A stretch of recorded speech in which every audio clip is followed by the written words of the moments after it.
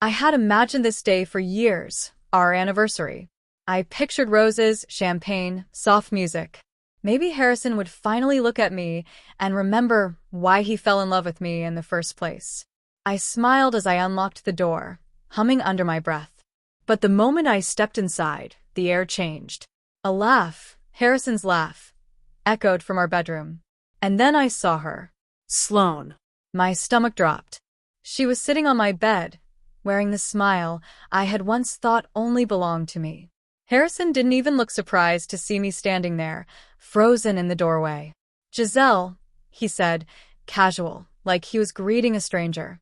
"You're home early." I blinked, words failing me. What's going on?"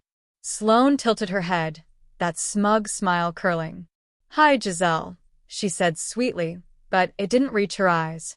Harrison shrugged, brushing past me. "You're boring," he said lightly, as if that explained everything. "Sloane's moving in. Make yourself useful, or get out of my way." I felt my knees buckle. My body refused to obey. My vision blurred, and a searing pain shot through my head. I tried to speak, to say something, anything, but all I could manage was a garbled whisper. "No, this isn't real." Then the world went dark. When I woke in the hospital, my mind was foggy, my body weak. The doctors said it was a minor stroke brought on by shock. A minor stroke. As if the betrayal itself had been a mere inconvenience. I stared at the ceiling, at the sterile walls, at the smell of antiseptic, and I realized something crucial. The woman I had been, naive, trusting, soft, was gone. Giselle Rossi, the girl who believed in love and loyalty, had been shattered. And somewhere deep in me, a seed was planted. Not of despair, not of fear, but of strategy. I would survive this. I would rebuild. And I would ensure that Harrison Pike would never underestimate me again. The hospital rooms smelled like antiseptic and fear, but also possibility. My body ached, yes, and my head still throbbed from the stroke, but my mind had sharpened in ways I hadn't expected. The shock had left me broken, yes, but it had also cleared away the illusions. I could see Harrison and Sloane for what they truly were: selfish, shallow, opportunistic. I spent hours staring at the ceiling, letting the anger settle like fire in my chest. Each heartbeat reminded me that I was alive. And if I was alive, then I could act. I could think. I could plan. Xavier Vance came to visit that afternoon. He always came, quietly, without intrusion, carrying a bouquet of white lilies and that calm, patient expression that made me feel safe. "You should be resting," he said, setting the flowers on the table beside my bed. His eyes, always perceptive, didn't need words to understand the storm that had hit me. "I can't just lie here," I admitted, my voice raspy. "I need to do something." He nodded slowly, as if he'd been expecting me to say exactly that. "Then we'll start small. Step by step. You're not alone in this." Something in me relaxed. Not because I trusted Xavier blindly, though I did, but because he had always been there. Quiet. Loyal. Watching from the sidelines while Harrison stole my life. Now he was ready to step forward. I began with small things. Legal research, conversations, careful questions. Xavier guided me gently, never pushing, never demanding. He reminded me of my strength. Of the woman I could be if I shed the layers of naivety that had allowed Harrison to deceive me so completely. I practiced speaking firmly. I practiced looking people in the eye. I practiced thinking strategically instead of reacting emotionally. Every day I felt a little more alive. A little more dangerous in the right way. But the hardest part was quieting the fear that lingered in my chest. Fear that Harrison would come back. Fear that I wasn't enough. Fear that betrayal had marked me forever. Xavier noticed. "Fear is temporary," he said one evening as he helped me sit upright in the hospital garden. "Strength is permanent. You're not the same Giselle who walked in that door. You're stronger, smarter, more careful, more prepared." And he was right. For the first time since that day, I believed that I wasn't just surviving. I was learning how to live on my own terms. Harrison had underestimated me. Sloane had mocked me. But I was no longer a pawn in their game. I had been broken, yes. But in that fracture, I discovered power. Power I didn't know I had. And when I left the hospital, I wasn't just walking out. I was stepping into a new life, a new version of myself, one who would reclaim what was stolen and ensure that betrayal never found a place in her world again. I sat at the edge of my bed, phone trembling in my hand. The hospital room was quiet, and for once I welcomed it. Quiet allowed me to think. Quiet allowed me to plan. And I had a plan now. Xavier Vance's name flashed on my screen, and I hesitated. He had been my silent guardian for years, watching from the sidelines, holding back when I chose Harrison. But now I needed him more than ever. Not as a friend, not as a comfort, but as my ally, my weapon, my shield. I pressed the call button, my thumbs shaking. "Xavier, it's me," I said, voice trembling at first, but growing firmer as the words came. "Giselle," he said immediately, his voice a mix of relief and quiet intensity. "Are you okay? What happened?" I let out a slow breath, steadying myself. I need you. I need your help. Harrison, he's not who I thought he was. And Sloane, it's worse than I imagined. I can't handle this alone." There was silence on the line for a moment, just long enough to make my heart race. Then Xavier's voice softened, patient but unwavering. "I've been waiting for you to call. You're not alone. I've always been here, Giselle. Always." Something inside me shifted. I realized then that this was more than just help. This was the start of reclaiming everything Harrison had tried to steal from me. The trust, the dignity, the life I had once thought was mine. I want to end this," I said, my voice stronger now. "I want him gone. I want him to pay for what he's done. And I want to start over. With someone I can trust." Xavier's tone hardened, his protective instincts flaring. "Then we will. I've seen what he's done, Giselle. I've suspected his intentions for years. He married you for a clause in your trust fund. That's it. Nothing else. He doesn't love you. He never has." A bitter laugh escaped me. I should have seen it. I was blind, stupid, and now it's ruined me. But I'm not going to let him ruin me anymore. "You won't," Xavier said firmly. "Not while I'm here. I'll nullify the marriage. I'll make him leave, and I'll make sure he can never touch you again. You'll be safe, and I'll be by your side, every step of the way." I felt a surge of something I hadn't felt since the betrayal, a spark of hope, coupled with power. With Xavier, I wasn't a victim anymore. I wasn't fragile. I wasn't the woman who had walked in on them that night. I trust you," I whispered. "I trust you to help me." And in that moment, I knew it wasn't just trust. It was alliance. It was the beginning of my rebirth. Harrison Pike had underestimated me, as he always did. But with Xavier's help, he would see the woman I had become, a woman of strategy, of power, of relentless determination. The call ended, but the fire it ignited in me burned brighter than anything Harrison, or Sloane, could ever extinguish. I was done being broken. I was done being overlooked. I was Giselle Rossi, and I was rising. The world outside my hospital room seemed impossibly bright, almost mocking in its indifference to the chaos Harrison and Sloane had created in my life. But I wasn't stepping into that world blindly anymore. I had Xavier. I had a plan. And most importantly, I had myself. We met in my apartment a few days after my discharge. Xavier had already brought stacks of documents, legal notes, and quiet determination. I watched him set everything on the dining table, his fingers tracing each paper with care, and I realized this was my chance to reclaim control. "First, we uncover everything," he said, voice low but firm. "Every financial maneuver, every clause, every loophole Harrison has relied on. Then we hit him where it hurts most." I nodded, feeling the cold thrill of strategy settle in my chest. For weeks, I had been consumed by betrayal and humiliation, but now, that humiliation was turning into fuel. Every insult Harrison had thrown at me, every sneer, every careless word, it became a weapon in my mind. "What's our first step?" I asked, my tone steady. "No fear. No doubt. Only purpose."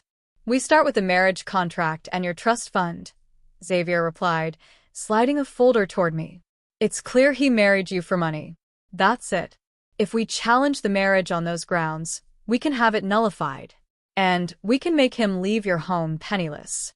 I took a deep breath, tracing the edges of the folder with my fingertips. For the first time, I didn't feel small or powerless.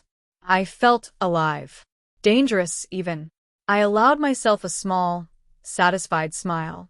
Harrison had underestimated me, as always. "Do you think he'll fight?" I asked. Xavier's eyes met mine, unwavering. "He'll try, but we'll be ready. He's arrogant.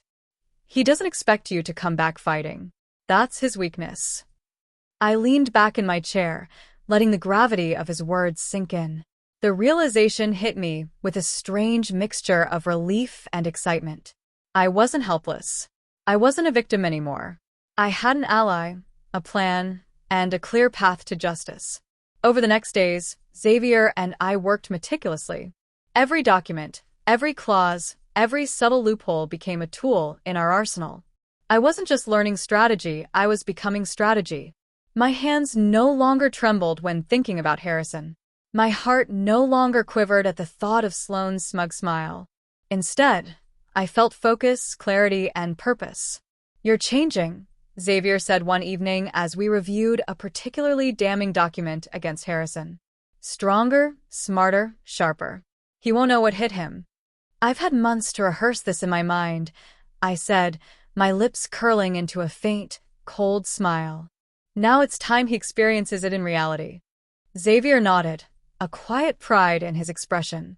He didn't say it, but I knew. He believed in me. And that belief, that unwavering presence, made me even more unstoppable. The storm I had survived, the betrayal, the humiliation, the stroke, had forged me anew. Harrison Pike was about to learn what it meant to awaken a woman scorned, a woman reborn. And this time, I was ready to take everything back. I never thought I'd feel this calm standing at the door of the man who had shattered my life. Harrison Pike. The man who had turned our marriage into a cruel joke. The man who had chosen Sloane over me in the worst possible way. And yet, here I was, steady, poised, and armed with Xavier at my side. Xavier's presence was a quiet reassurance. He didn't need to say anything, his calm, focused gaze told me everything. He had meticulously gathered every document, every contract, every shred of evidence proving Harrison's motives. And I had done my part too. I had rehearsed my words, my expressions, my resolve. I wasn't walking in as the woman he had betrayed. I was walking in as the woman who would take control. Harrison answered the door with that familiar arrogance, that smug smile that once made my stomach flutter. "Giselle," he said, as if nothing had happened. "To what do I owe?" I cut him off, my voice cold and controlled. "I came to tell you something, Harrison. You are no longer married to me. Effective immediately." He blinked. "Excuse me?" His voice was sharp now, a flicker of fear creeping in. I said, "You're no longer married to me." I repeated, letting the words sink in. "Xavier has nullified the marriage on the grounds that you married me for financial gain. You have no claim here.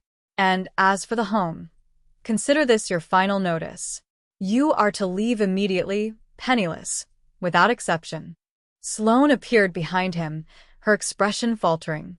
She had always believed she could take what was mine, but now her smug confidence wavered. Harrison opened his mouth to argue, to claim, to defend himself, but Xavier stepped forward, his presence commanding, unwavering. "I suggest you comply," Xavier said quietly, his voice the kind that brooked no nonsense. "Any attempts to contest will fail.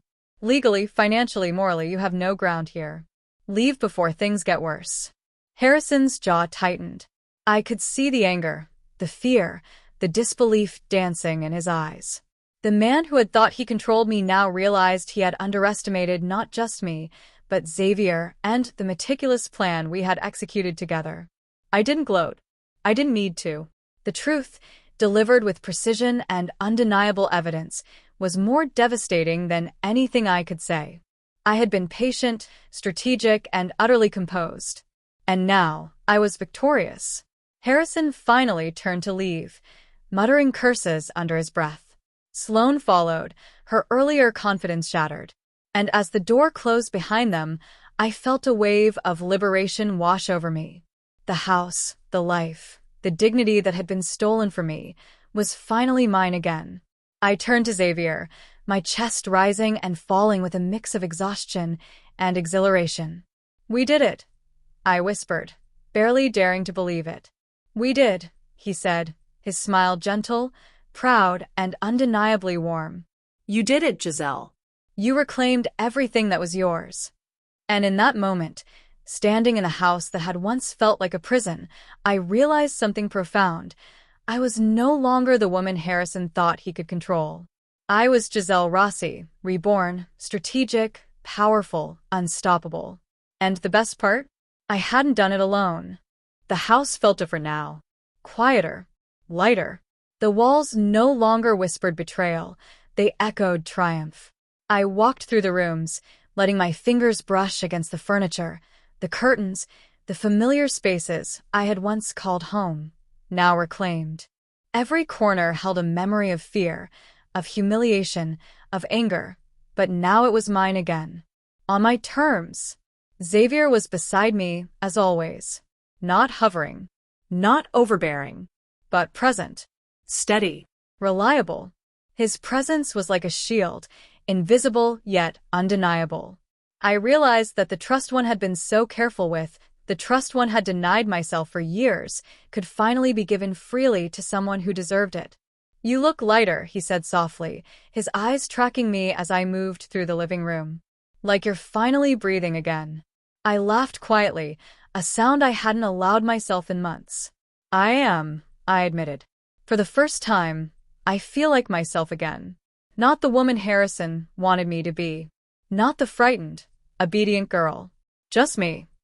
Xavier's hand brushed mine, a gentle touch that sent warmth spiraling through me.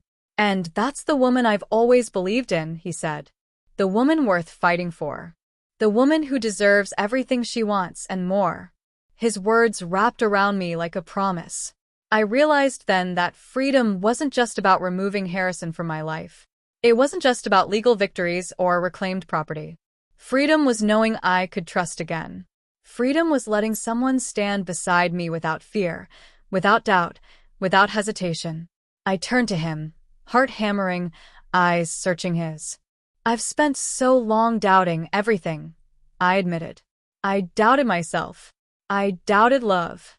I doubted that someone could see me, the real me, and not walk away. But you didn't. You stayed. You never left. Xavier smiled, a slow, steady curve of lips, full of quiet pride and affection. "I've always been here, Giselle. Always. I'll never leave. You don't have to be afraid anymore." And for the first time, I believed him. Not just because of words, but because of everything he had done. The legal battles, the strategy, the unwavering presence. He hadn't just saved me from Harrison, he had saved me from my own fear. I let myself step closer, closing the distance between us. His hand found mine again, and I didn't pull away. I leaned into him, resting my head on his shoulder. It felt safe. It felt right. It felt like home. "We have a fresh start," I whispered, closing my eyes. "A life without betrayal, without fear, with someone who truly cares." Xavier pressed a gentle kiss to my temple. "Exactly. A life where you're free, Giselle. And where love is never anything but loyal, kind, and true." And as I stood there, wrapped in his arms, I finally understood what freedom truly meant. Not just the absence of betrayal, but the presence of trust. Not just surviving, but living. Not just winning, but loving, safely, fiercely, fully. With Xavier beside me, I had everything I needed, and nothing could ever take that away. Life felt lighter. For months, I had carried the weight of betrayal, humiliation, and fear like a shroud. But now, with Harrison gone and Xavier at my side, the world felt different, like sunlight after a storm, warm and promising. Every breath I took was mine. Every step I made was free. I spent the morning in the garden, the sun spilling over my skin, the breeze teasing my hair. I laughed, a soft, genuine laugh, at the sight of a butterfly landing on the rose bush. The sound startled me at first. I hadn't realized how silent I had become, how much I had been holding back my very presence from the world. Xavier appeared quietly behind me, his hand brushing mine as he knelt beside the blooms. "You're smiling," he said gently, his voice tinged with awe. "It suits you." I turned to him, letting the warmth of his gaze meet mine. I feel alive again," I admitted, my voice trembling with happiness I hadn't allowed myself in years. For so long, I thought I'd lost that part of me forever. But now, I think I've found it again. He nodded, silent and supportive, letting me bask in the realization. His hand lingered on mine, grounding me in the present, in the safety and certainty that had been missing from my life for far too long. We spent the day slowly, almost lazily, rediscovering small joys I had forgotten. The taste of fresh fruit from the market, the scent of roses in the garden, the quiet intimacy of shared laughter over trivial things. And as the day unfolded, I realized that happiness wasn't something reserved for the fortunate. It was something I could reclaim, moment by moment, choice by choice. "Do you remember how we used to talk about traveling?" Xavier asked later, as we settled on the patio with cups of tea. "Places we'd go, things we'd see?" I smiled, a bittersweet memory of dreams I had once postponed. "I do," I said softly. "We never got the chance back then, but maybe we can now." Xavier's hand found mine again, a comforting anchor. "Then we will. No one to stop us. No one to hold us back. Just us, choosing happiness every day." And that promise, simple, quiet, unwavering, felt like freedom made tangible.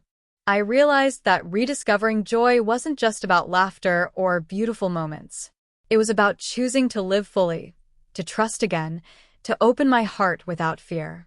As the sun dipped low and painted the sky with shades of amber and gold, I leaned against Xavier's shoulder, letting the moment settle around me like a warm embrace. For the first time in a long time, I didn't feel fractured or broken. I didn't feel the weight of betrayal pressing down. I felt whole. And in that wholeness, I finally understood. Life after betrayal could be beautiful.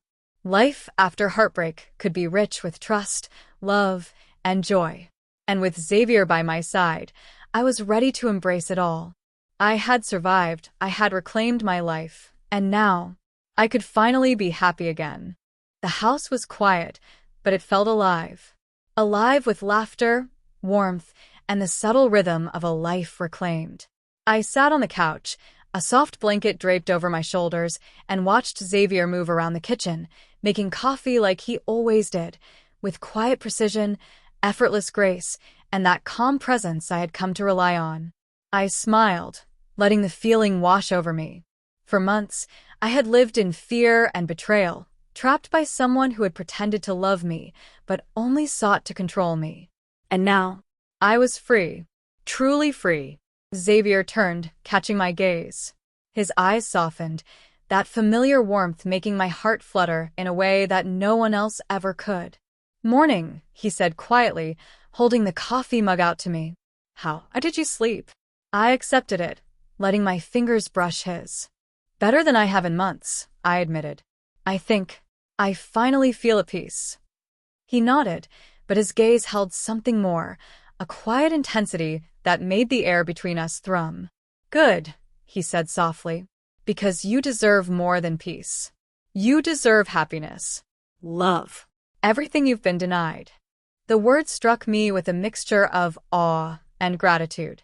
Xavier had always been there, silently watching, protecting, and waiting. And now, after everything, he was here, present, unwavering, ready to share a life with me built on loyalty, trust, and respect. I stood and crossed the room, moving closer to him. I don't know if I ever told you how much it meant," I said, my voice trembling, "that you never gave up on me. that you stayed even when I chose someone else, even when I was blind to the truth. His hand lifted, cupping my cheek with gentle warmth. I've always loved you, Giselle, he said. And I always will. You're my heart, my home, my reason. Nothing Harrison or anyone else did could change that. You've always been the one. I felt tears prick my eyes, but they weren't tears of sorrow. They were tears of release, of relief, of love finally realized. I leaned into him, letting his arms wrap around me, steady and protective. And for the first time in my life, I allowed myself to completely surrender, not to fear, not to pain, not to betrayal, but to love. I love you, I whispered, my lips brushing his chest. And I trust you completely. He pressed a gentle kiss to my forehead. And I will never betray that trust. I'll hold you, protect you, and love you for as long as I live. You are my queen, Giselle. And I will make sure you always feel that way. I rested my head against him, feeling the rise and fall of his chest, the steady beat of a heart that belonged to me. I had survived betrayal. I had reclaimed my life. And now, I had love, real, unwavering, everlasting love. For the first time in years, I felt fully whole. I had strategy, strength, freedom, and happiness. But more importantly, I had Xavier. And together, we would write the rest of our story, one built on trust, devotion, and a love that would last a lifetime. And as I closed my eyes, letting the warmth of his arms surround me, I knew without a doubt I was finally home.